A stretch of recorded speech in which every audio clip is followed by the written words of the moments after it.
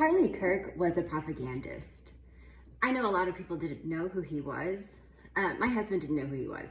He found out who he was when we were watching South Park, and we laughed our asses off. I actually recommend watching that episode unless they've already taken it down, because speaking out against Charlie Kirk has become illegal in our country. I have gotten messages from teachers saying that their states have threatened to pull their teaching license if they speak out against a propagandist, a podcaster. I'm not a propagandist. I'm a teacher. I'm a mom. I'm not a propagandist. Charlie Kirk was funded by dark money. He made millions of dollars being a propagandist. His job was not to have debate and educate like people claim. That was not what he was doing. His job was to make sure that the next generation was conservative so that the rich ruling class could continue to exploit us, so that people would continue to vote against their own needs out of hate, which is the entirety of the Republican Party. It is self-righteousness, judgment, and voting on your high horse and not for your economic needs.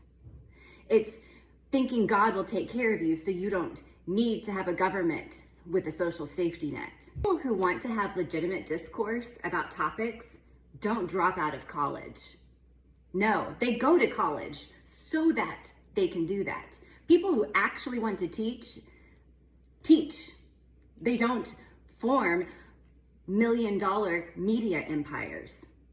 He was not a good faith debater. Gavin Newsom is bullshitting you. You know, he might have a brilliant social media strategist, but at the end of the day, he's still a suit. He is still a politician. And claiming that Charlie Kirk was trying to bridge the divide through conversation is a gross misrepresentation.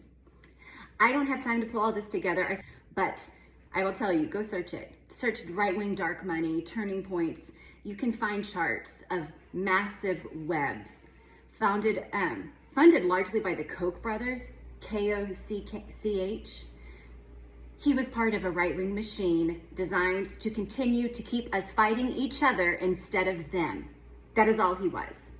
And the hate he spread, the vile judgment, was antithetical to Jesus and Jesus's teachings.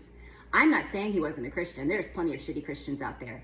I'm just saying the fact that the Christian community is holding him up as a martyr, as an ideal Christian, is revolting. As a Christian for the past, 30 years, I'm revolted because I don't recognize one bit of Jesus in that man. Not one. Just like your orange lord that y'all hold up as well. I already have immigrant friends who can't be pictured with me, whose families don't like that they follow me on Instagram because they're worried for them.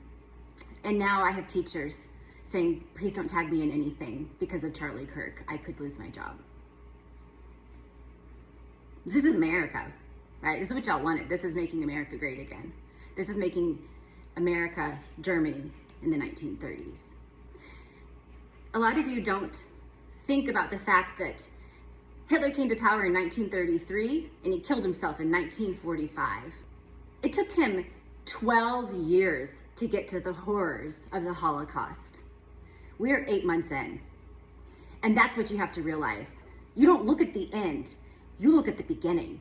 You look at what he did in his first year and you see the ways that it is paralleled today. And that is when you get afraid, and that is when you understand where we're headed. It didn't happen overnight. No, it happened through decision, silence, complicity, silence, dismissing, telling people they're overreacting, quashing dissidents. That's how it started.